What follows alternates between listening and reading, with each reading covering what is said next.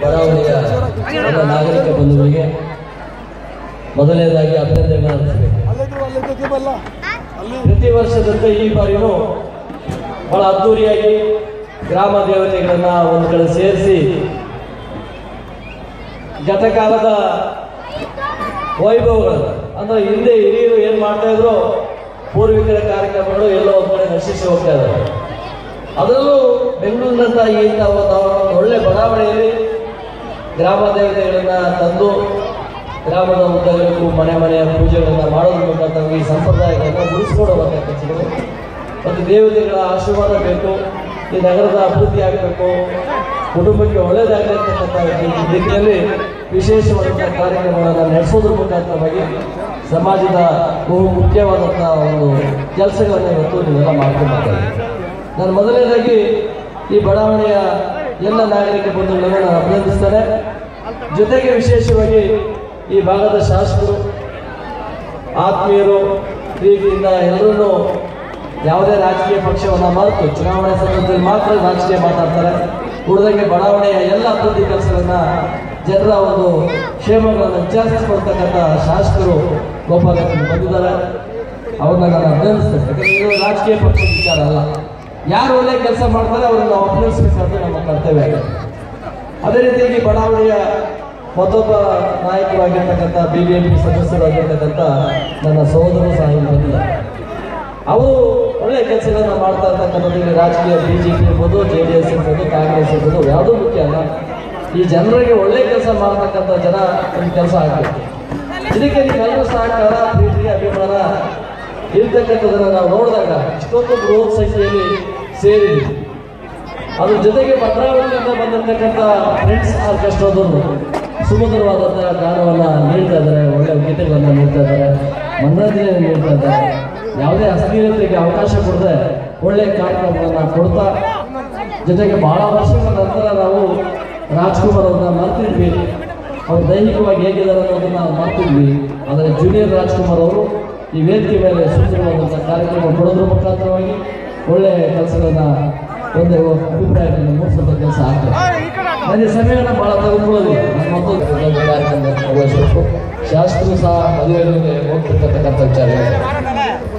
ಆದರೆ ಈ ಒಂದು ಕಾರ್ಯಕ್ರಮ ಮಾಡಬೇಕಾದ್ರೆ ಒಂದು ಆತ್ಮವಿಶ್ವಾಸ.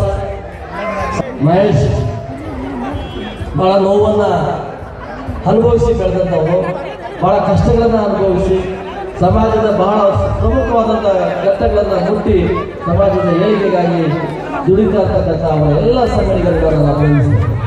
ಮಹೇಶ್ ಒಬ್ಬರು ಯಾವುದೇ ಕೆಲಸ ಆಗೋದಿಲ್ಲ. ಮಹೇಶ್ಗೆ ಹೆಚ್ಚಿಗೆ ಬೆಂಬಲ ಕೊಡ್ತಕ್ಕಂಥ ಒಂದು ದೊಡ್ಡ ತಂಡನೇ ಇಲ್ಲಿದೆ. ಯಾರು ಎಲೆಮರೆಯ ಕಾಯಿ ರೀತಿಯಲ್ಲಿ ನನ್ನ ಹೆಸರು ಬೇಕು, ನಾನು ದೊಡ್ಡ ವ್ಯಕ್ತಿ ಆಗಬೇಕು, ನಾನು ವೇದಿಕೆ ಮೇಲೆ ಕಾಣಿಸ್ಕೋಬೇಕು, ಸನ್ಮಾನ ಮಾಡಿಸ್ಕೋಬೇಕು ಅಂತಕ್ಕಂಥ ಯೋಚನೆಗಳನ್ನು ಮಾಡದೆ ನೇರವಾಗಿ ಜನರಿಗೆ ಸ್ಪಂದಿಸ್ತಕ್ಕಂಥ ಕೆಲಸಗಳು ಯಾವುದೇ ರಾಜಕೀಯ ಇದ್ರೂ ಎಲ್ಲ ಬಿಟ್ಟು ಗ್ರಾಮದ ಅಭಿವೃದ್ಧಿಗಾಗಿ ಕೆಲಸ ಮಾಡ್ತಕ್ಕಂಥದನ್ನ ಎಲ್ಲ ಹಿರಿಯರ ನಾಗರಿಕರ ಸಹಕಾರವನ್ನು ಪಡೆದು ಈ ಭಾಗದ ಜನಪ್ರತಿನಿಧಿಗಳನ್ನ ವಿಶ್ವಾಸಕ್ಕೆ ತೆಗೆದುಕೊಂಡು ಕೆಲಸ ಮಾಡಿಸ್ಕೊಳ್ತಕ್ಕಂಥ ನನ್ನ ತಮ್ಮ ಮಹೇಶ್ ಮತ್ತು ಎಲ್ಲ ಅವರ ಸಂಘಗಳಿಗೆ ನಾನು ಹೆಸರು ಹೇಳೋದು ಬಹಳ ಸಂಖ್ಯೆ ಇದೆ, ಸಮಯ ಸಾಕಾಗೋದಿಲ್ಲ. ಆದರೆ ಅವರೆಲ್ಲರನ್ನು ಅಭಿನಂದಿಸಲೇಬೇಕು. ಈ ಬಡಾವಣೆ ಇಷ್ಟೊಂದು ಉತ್ತಮವಾದಂಥ ಒಳ್ಳೆಯ ಕಾರ್ಯಗಳು ನಡೀಬೇಕಂದ್ರೆ ವರ್ಷ ಕಾರ್ಯಕ್ರಮ ನಡೀತವೆ. ಅದ್ರ ಕಷ್ಟ ಕಾರ್ಯಕ್ರಮ ಮಾಡೋರಿಗೆ ಗೊತ್ತಾಗುತ್ತೆ. ಹಾಗೆ ಒಂದು ಮಾತು ಹೇಳ್ತಾರೆ, ನಾನು ಮುಂದಿನ ವರ್ಷ ಕಾರ್ಯಕ್ರಮ ಮಾಡಿದ ನಂತರ ನಾನು ಯಾರಾದರೂ ಮಾಡ್ಕೊಳ್ಳಿ, ಈ ಕಾರ್ಯಕ್ರಮದಲ್ಲಿ ನಿವೃತ್ತಿ ಆಗ್ತಾರೆ, ಮುಂದೆ ನೀವು ಯಾರಾದರೂ ಮಾಡಿ ಅಂತ ಒಂದು ಭಾವುಕ ರೀತಿಯಲ್ಲಿ ಬಹಳ ನೊಂದು ಮನಸ್ಸಿಂದ ಬಹಳ ಹೃದಯ ತುಂಬಿ ಮಾತನಾಡ್ತಾರೆ. ಮಹೇಶ್ ಅವ್ರಿಗೆ ನೀವು ಯಾರು ಕೈ ಬಿಡೋದಿಲ್ಲ ಅಂತ ನನಗೆ ಗೊತ್ತಿದೆ. ಮಹೇಶ್ಗೆ ಸ್ವಾರ್ಥಕ್ಕಾಗಿ ಏನು ಮಾಡ್ತಾ ಇದ್ದಾರೆ. ಮಹೇಶ್ MLA ಆಗಬೇಕಾಗಿಲ್ಲ, ಕಾರ್ಪೊರೇಟರ್ ಆಗಬೇಕಾಗಿಲ್ಲ. ಆದರೆ ಜನರಿಗೆ ಸ್ಪಂದಿಸಬೇಕು.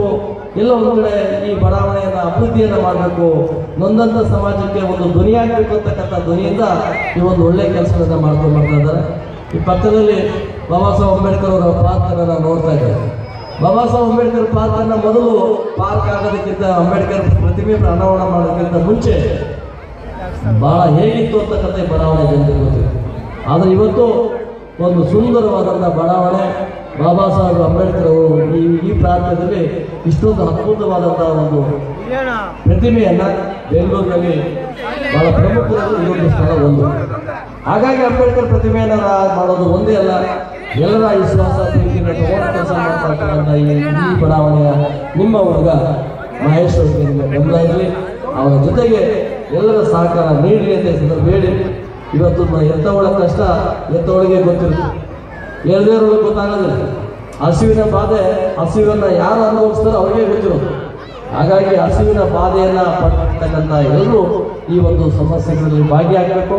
ನಿಮ್ಮ ಸಮಸ್ಯೆಗಳಿಗೆ ಸ್ಪಂದಿಸ್ತಕ್ಕಂಥ ಕೆಲಸಗಳು ಯಾರೇ ಮಾಡಲಿ ಅವರಿಗೆ ನಿಮ್ಮ ಸಂಪೂರ್ಣವಾದ ಸಹಕಾರ ಪ್ರೋತ್ಸಾಹ ಕೊಡಿ ಅಂತ ಬೇಡಿ ನನ್ನ ಮಾತನ್ನು ಮುಗಿಸ್ತೀನಿ.